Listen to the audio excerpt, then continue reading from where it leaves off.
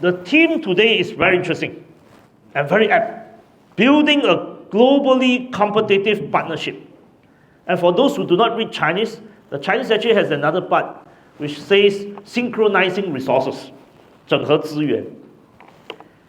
It is time for us to think differently because the time has changed, and the time has changed so fast, so rapidly, beyond our expectation, beyond what we have just imagined compared to what we have just imagined a few years ago. What we are seeing now is a rapidly changing world that we are not very sure whether it is for good or for worse, but we must seize the opportunity and we must shape the future together.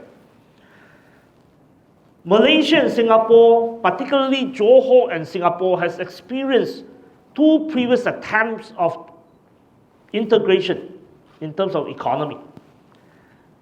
In 1989, the then Deputy Prime Minister of Singapore, Goh Chok Tong, who later became Prime Minister, advocated the idea of SIJORI, Singapore Johor Real Island. But by 1994, Singapore was already in China. So Suzhou Industrial Park was initiated by Singapore, and Singapore was all in China. SIJORI didn't go too far. In 2006, the then Prime Minister of Malaysia, Tun Abdullah Badawi, initiated the Iskandar region. But the Iskandar region eventually became a property play, and it didn't go anywhere. This is the third time that both sides are attempting to build a more integrated Johor-Singapore economy. Prime Minister Dato Sri Anwar Ibrahim visited Singapore as Prime Minister in January 2023. And in his inaugural visit to Singapore, the idea of creating a Johor-Singapore Special Economic Zone was mooted. And an MOU was signed in January 2023, and an agreement was January 2024, and then an agreement was signed in January 2025. But what do we imagine of Johor-Singapore Special Economic Zone? And what do we imagine of Malaysia-Singapore economic relationship after this? Do we just imagine that companies in Singapore will bring their low-end manufacturing to Johor?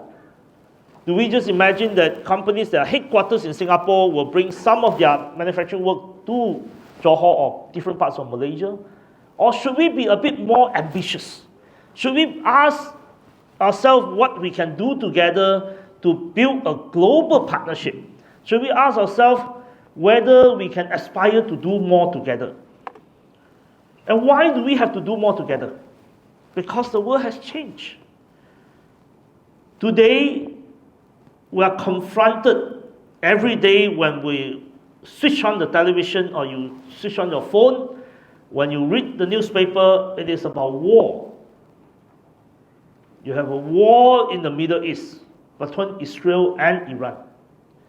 There is a war that has been ongoing in Europe continent for 3 years. We are dealing with multiple crises in Asia. And there are at least 3 flashpoints in Asia: the Korean Peninsula, the Taiwan Straits, and the South China Sea. It is time for us to think of, we have differences between Malaysia and Singapore, for sure. But it is time for us to think of building a stronger partnership, because if Malaysia and Singapore can build a stronger economic partnership as well as partnership in general, we will be a strong region. Because if Malaysia and Singapore can combine our effort, together with Indonesia, together with Brunei, these are the countries that are very clear in their geopolitical stance. We have non-alignment in our DNA. These countries do not want to align and do not want to choose between US or China. And these are important countries in an increasingly difficult global environment. So the world has changed, and we need to maintain this middle ground. This middle ground of countries in ASEAN which do not aspire to choose and which has the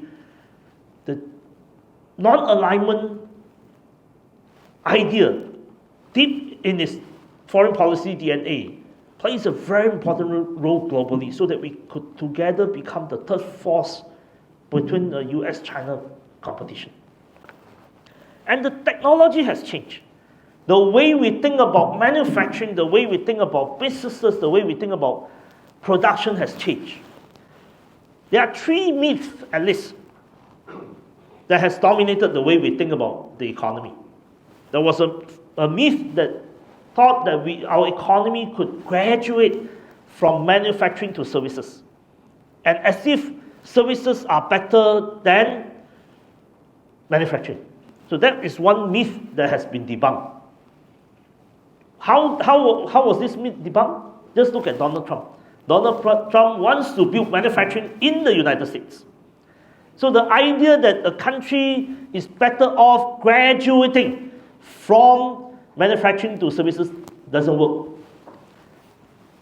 The second idea or second myth is that some countries can do the high-end work of design and leave manufacturing and leave the dirty work to another country has also been debunked.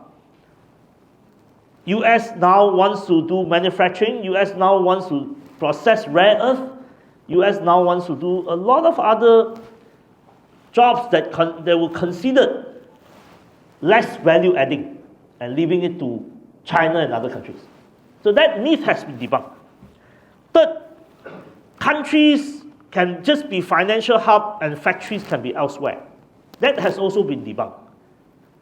So the way we see things has to change. And we will have to see why we have to work together. When we think about the economy, what do we think about now? We don't just think about what I have outlined, the myth, but we now have to think about critical minerals. When you look at the actions of President Donald Trump, when he talks about green lane, when he talks about Ukraine, when he talks about Canada, what was on the minds? He was talking about critical mineral. Okay? Critical mineral is crucial in any production, in any supply chain. We're talking about new material.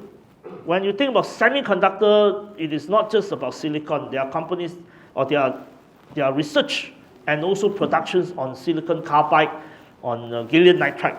And there are many other new materials or compound silicon. Okay? It is no longer just about production, but production is integrated with material.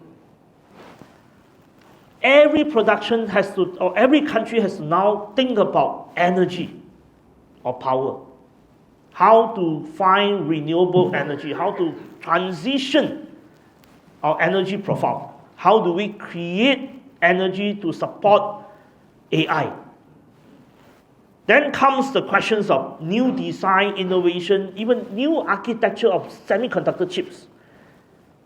That is a whole new field that we have to deal with. Then comes AI and quantum computing. And to link all this, we need financial ecosystem. We need the security commissions to think about manufacturing, to think about technology. We need everyone to think about how to create new technology and combine the factors I have mentioned. So the challenge for us is that, what do we do between Malaysia and Singapore? There are not many places around the world that has an ecosystem or cluster like Malaysia, multiple cluster like Malaysia and Singapore. Combined, both countries are very interesting. Singapore and Malaysia still have more than 20% of manufacturing in our what they call the GDP, which is quite unique. Which is quite unique in many semi-advanced countries. We are not particularly advanced, but we are not particularly low-end societies. But we do have manufacturing. Most people think that Singapore has not much manufacturing. But 20% of Singapore's GDP is manufacturing. So combine the capabilities between Malaysia and Singapore, we can do a lot.